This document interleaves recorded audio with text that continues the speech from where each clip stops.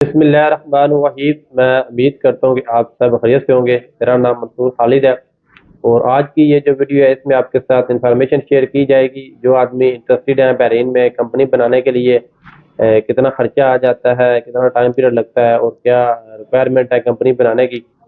तो अगर आप में से किसी ने मेरा चैनल सब्सक्राइब नहीं किया, प्लीज़ आप मेरे चैनल को जो है वो सब्सक्राइब कर दें। बहुत सी इंक्वायरी आती हैं कि हमें कंपनी बनाने की जो है डिटेल वो शेयर करें, तो मेरी कोशिश होती है कि जो भी इंक्वायरी आए मैसेज पे मैं उसका रिप्लाई भी करता हूँ और जितना हो सके जो है आपको गाइड करता हूँ। लेकिन ये इतना इजी नहीं होता कि हर आदमी को जो है वो सारी डिटेल बतानी और फ़ोन पे इतना टाइम जो है वो बात करनी। तो इसलिए मैंने सोचा जो मैं इसके ऊपर कंपनी की एक मुकम्मल डिटेल के साथ जो एक वीडियो बना दूँ। अब होता क्या है कि कुछ लोग जो है वो वीडियो भी पूरी देखने की ज़हमत नहीं करते कि वो वीडियो पूरी देख लें ताकि उनको मुकम्मल इन्फॉर्मेशन मिल जाए। वो जो है वो जैसे ही वीडियो ऑन करते हैं और नंबर अगर मिल जाए तो वो कॉल करते हैं, जी हमें ये इन्फॉर्मेशन बताएं। शायद उनको लगता है कि मैं जो है वो ज़्यादा फ्री होता हूँ उनसे भी, जो उनको फ़ोन पे जो है वो सारी डिटेल बता दिया करूँ। मैं सब लोगों की बात नहीं करता। बहुत से ऐसे भी हमारे कस्टमर हैं जो हम पे ट्रस्ट करते हैं, हमारे साथ काम कर रहे हैं। मैं सबका जो है वो शुक्रिया अदा करता हूँ। लेकिन अभी जो है जो वीडियो पूरी नहीं देखते या चलो वीडियो पूरी देख भी लेते हैं फिर भी उनको इस इंफॉर्मेशन पे जो है वो सेटिस्फाइड नहीं है, वो मज़ीद इंफॉर्मेशन हासिल करना चाहते हैं, तो वो मेरे साथ अगर कांटेक्ट करेंगे तो उनके लिए जो है मैं एक डिसाइड किया है कि एक कंसल्टेंसी फीस रखी जाए ताकि मुझे भी पता चले कि जो आदमी इंफॉर्मेशन हासिल कर रहा है वो कितना इस चीज़ में इंटरेस्टेड है। और इसके अलावा एक और बात भी है कि जो इंफॉर्मेशन आपको जो हमें एक अलमिया है कि हमारा पाकिस्तान का कि जो इन्फॉर्मेशन जो है फ्री में दी जाए उसकी जो है हमें वो वैल्यू नहीं होती।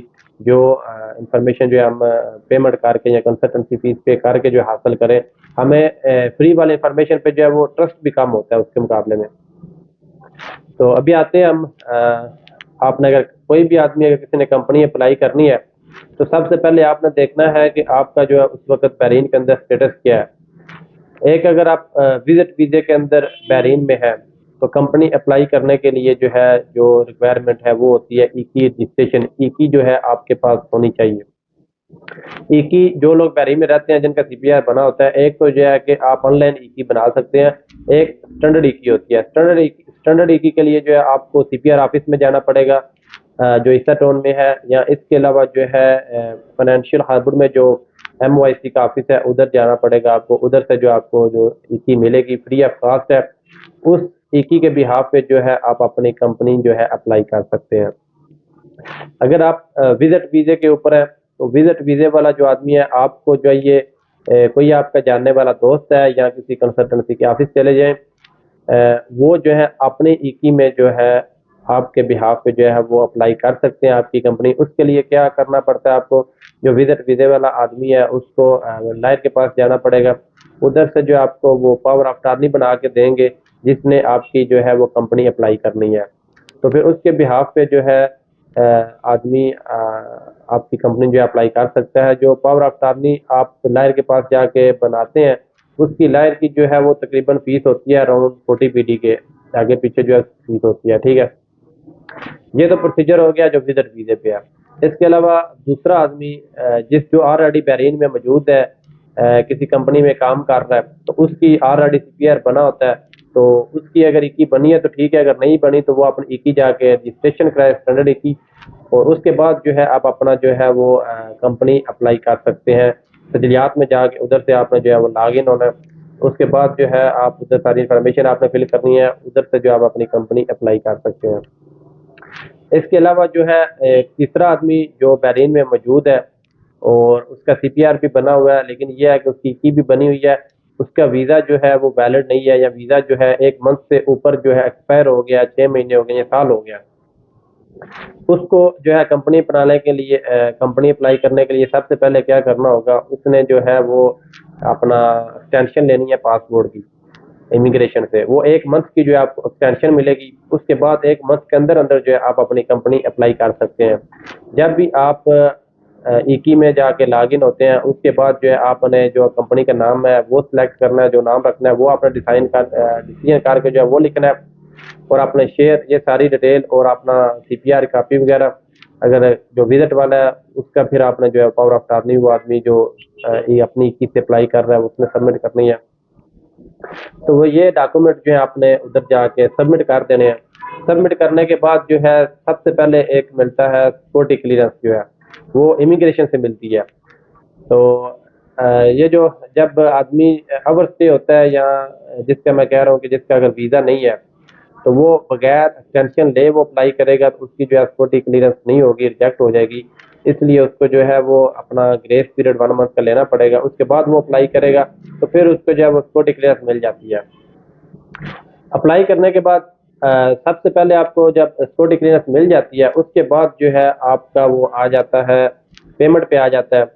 पेमेंट जो है आपने 50 BD जो है पे करनी है। 50 BD पे करने के बाद जो है आपको प्री अप्रूव CR जो है वो मिल जाता है, जिसमें आपका नाम डिसाइड हो जाता है कि ये नाम आपकी कंपनी का है, इतने शेयर है, तो इस कैटेगरी कंपनी है। ये सारी चीज़ें जो है आपने प्री अप्रूव CR में जो है सारी मेंशन करनी है।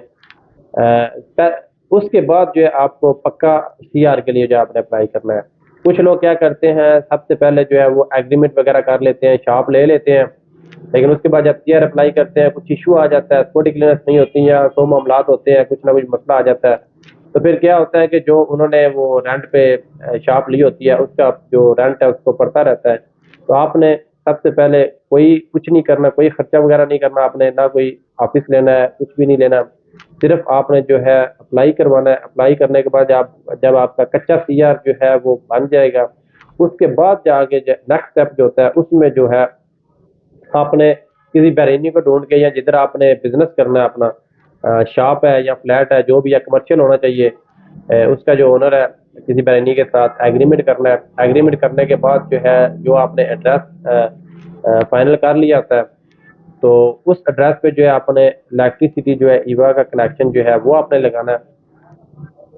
इधर आके जो है जब आप पक्का CR अप्लाई करते हैं तो उस टाइम जो लोग किसी कंपनी में काम कर रहे होते हैं तो उनको अपनी कंपनी की तरफ से नो ऑब्जेक्शन लेटर भी रिक्वायर होता है। जब आप इधर अप्लाई करेंगे पक्के CR के लिए तो उस वक्त जो है सजलियात वाले जो है वो रिक्वायर करेंगे कि आप जिस कंपनी में काम करते हैं उसका जो है नो ऑब्जेक्शन लेटर भी जो है वो साथ में सबमिट करें। तो जो आदमी वर्कर किसी कंपनी में काम करता है वो कंपनी बनाना चाहता है पहले उसको ये जो है वो कंफर्म कर लेना चाहिए कि वो अगर जब अप्लाई करेगा तो उसको कंपनी की तरफ से जो है वो नो ऑब्जेक्शन लेटर जो है वो मिल जाएगा। तो आपने कनेक्शन लगा लिया, जो आपने एड्रेस लिया उधर आपने कनेक्शन लगा लेना। कनेक्शन लगाने के बाद उधर जाके आपने सारे डॉक्यूमेंट सबमिट करने हैं। जो आपने कनेक्शन लगाना है, जो आपने ऑफिस बनाया उसकी तस्वीरें वगैरह जो है वो आपने सबमिट करनी है। अगर आप किसी कंपनी में काम करते हैं उसका नो ऑब्जेक्शन लेटर जो है आपने सबमिट करना है। वो सब डॉक्यूमेंट सबमिट करके उसके बाद जो है नेक्स्ट स्टेप आता है ये जो है बल्दिया। बल्दिया में जो आपका एड्रेस है वो अप्रूवल आता है, उसके लिए जो है आपने 10 दिनार फीस पे करनी है। तो ये जो भी जब भी आप अप्लाई करेंगे गवर्नमेंट की तरफ से जो है वो तकरीबन 3 या 4 दिन ही लेती है गवर्नमेंट जो है वो रिप्लाई करने का। आपने ईवा लगा लिया और उसके बाद अभी जो नेक्स्ट स्टेप आएगा जब आपको अप्रूवल मिल जाएगा MOIC की तरफ से आपको अप्रूवल मिल जाएगा, बल्दिया का भी जो एक्टिविटी आप कर रहे हैं उन सब का जब अप्रूवल आ जाएगा फिर उसके बाद आपने क्या करना है, मेमोरेंडम रिक्वायर होता है। मेमोरेंडम जो है मेमोरेंडम और साथ में नोटराइजेशन जो है वो मेमोरेंडम जब आप सबमिट करते हैं उसके बाद आपने सेलेक्ट करना होता है। मेमोरेंडम बना के जो सबमिट करते हैं उसके बाद आपने सेलेक्ट करना होता है कोई भी प्राइवेट जो लायर होता है जो अथराइज हो, जो नोटरी करता हो गवर्नमेंट की तरफ से। वो जो लायर है मेमोरेंडम और नोटरी की ये जो फीस है ये गवर्नमेंट के अलावा है, ये एक प्राइवेट काम में आ जाती है। ये तकरीबन आप समझ लें मेमोरेंडम और नोटरी ये दोनों चीज़ें जो है आपके 100 BD से लेके 150 BD तक जो है आपकी ये दोनों चीज़ें जो कवर हो जाएंगी। मेमोरेंडम और नोटरी कोई कम ले रहा है कोई ज़्यादा ले रहा है। 150 BD का जो आप आइडिया रखें आपकी मेमोरेंडम और नोटरी का, ये आपका जो है गवर्नमेंट के अलावा जो प्राइवेट खर्चा है ये उसमें इंक्लूड होता है। तो इससे पहले जो है जब आपने ईवा लगाना है उधर आपने 100 BD जो है डिपॉजिट करना होता है एज ए सिक्योरिटी।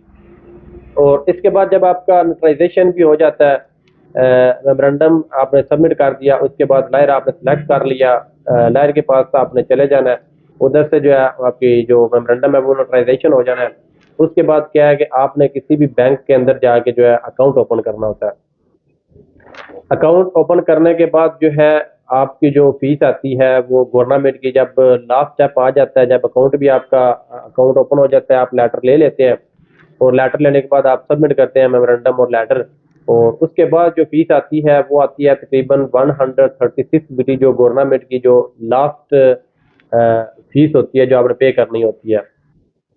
तो अभी जो है आप कैलकुलेशन जो है वो कर सकते हैं, मैं आपके साथ मिलकर जो थोड़ा बहुत कैलकुलेशन कर देता हूँ स्टेप बाय स्टेप।